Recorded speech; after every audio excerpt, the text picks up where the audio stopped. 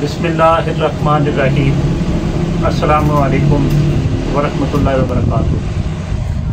नाज़रीन, कल मैंने आपकी खिदमत के अंदर मिर्गी का जिक्र किया था, तो साथ मैंने ये भी गुजारिश की थी कि मिर्गी की 3 किस्में होती हैं। तो कल हमने जो असाबी मिर्गी होती है, यानी दिमागी जो मिर्गी होती है, उसका हमने जिक्र किया था और इलाज भी बताया था। तो आज मैं आपकी खिदमत में जो मिर्गी खुश्की की वजह से होती है, यानी कि उजलाती मिर्गी होती है, उसका जिक्र करूँगा। तो इसके क्या असबाब होते हैं मिर्गी के होने की।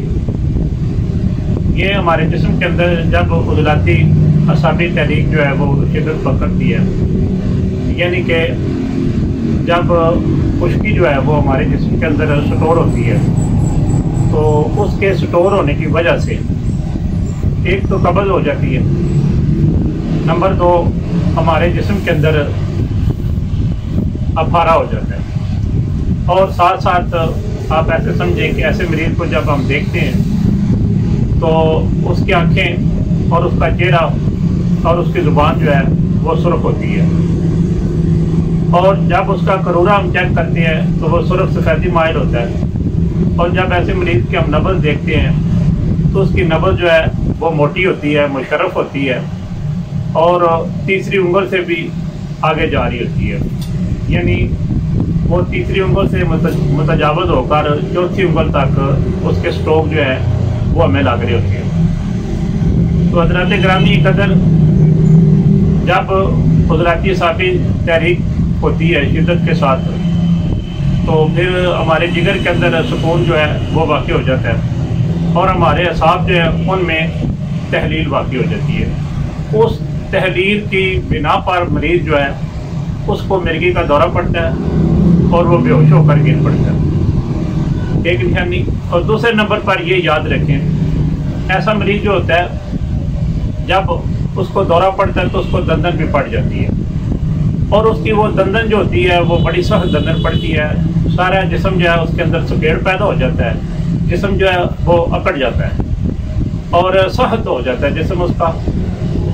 और इसके अलावा ये याद रखें, ऐसे मरीज़ के जो एसाब होते हैं, पट्ठे होते हैं, उनके अंदर भी जो है वो सुकेड़ पैदा हो जाता है। तो ये सारी निशानियाँ होती हैं उजलाती मिर्गी की, यानी कि ऐसे मरीज़ को खुश्की और सर्दी जो है वो ज़्यादा होने की वजह से मिर्गी का दौरा जो है वो पड़ रहा है। जब आप इस तरह की पहचान कर लेंगे तो ऐसे मरीज़ का जो सीखने सिखाने वाले दोस्त अहबाब है, साथी हैं, उनको चाहिए कि वो उजलाती गुद्दी से लेकर गुद्दी असाबी तक जो फार्माकोपिया की मेडिसन है वो इस्तेमाल करवाए अपने मरीज़ को, और साथ ही 3 नंबर और 5 नंबर जो ग़िज़ाएँ हैं और साथ 4 नंबर ग़िज़ाएँ हैं वो अपने मरीज़ को इस्तेमाल करवाएं। लेकिन मैं जो अपने मतलब के अंदर ऐसे मरीज़ों के लिए नुस्खा इस्तेमाल करता हूँ वो मेरा बड़ा मुजरब नुस्खा है, बड़ा आज़मूदा नुस्खा है। तो याद रखें कि ये वो दुर्बे हैं जो हम आपकी खिदमत में बहा रहे हैं।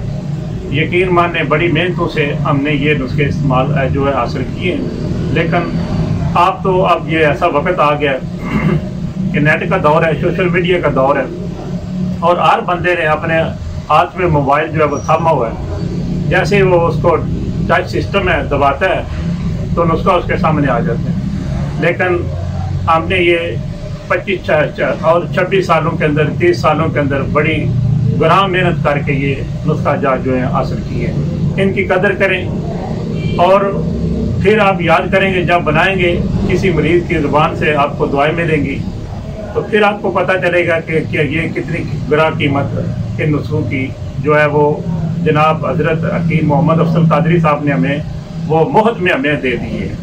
तो हज़रात ग्रामी कदर, मैं बगैर तमीज़ के आपकी खिदमत में वो नुस्खा पेश करने लगा हूँ। एक तो आपने मस्गी रूमी लेनी है, 1 नंबर असली वाली। नंबर 2 आपने पुदीना लेना है खुश्क, और नंबर 3 आपने सना मक्खी लेनी है। ये 3 चीज़ें आपने 5-5 तोला ले लेनी है, यानी 50-50 ग्राम आपने लेनी है, और लेकर आपने अच्छी तरह इनको साफ़ करना है। साफ़ करने के बाद फिर आपने इनको ग्राइंड करना है। ग्राइंड करने के बाद चाहे तो आप इसकी पक्की बना लें, चाहे पाउडर रहने दें, और चाहे तो आप इसको बड़े जो कैप्सूल हैं उनके अंदर आप बांट लें। और ऐसे मरीज़ को जिसको उजलाती मिर्गी है उसको आप दिन में 4 मरतबा इस्तेमाल करवाएँ। इंशाअल्लाह बफज़्ल ताला, अल्लाह ताला के फजल व करम से इस नुस्खा के इस्तेमाल करने से जो उजलाती मिर्गी का मरीज़ है वो बिल्कुल चंद हफ्तों के अंदर सेहतयाब हो जाएगा। और अगर आप देसी घी लेकर उसके अंदर जो दूध गर्म है वो मिक्स करके ऐसे मरीज़ को उसके साथ इस्तेमाल करवाएंगे तो इंशाअल्लाह वो जल्दी रिकवर होगा। मैं दुआ करता हूँ कि अल्लाह ताला हमें ऐसे जो मूदी अमराज हैं अल्लाह ताला उनसे अल्लाह ताला हम सब को महफूज फरमाए। फ़ी अमानिल्लाह व रसूलिही सल्लल्लाहु तआला अलैहि व आलिहि व सहबिहि वसल्लम। अस्सलामु अलैकुम व रहमतुल्लाहि व बरकातुहू।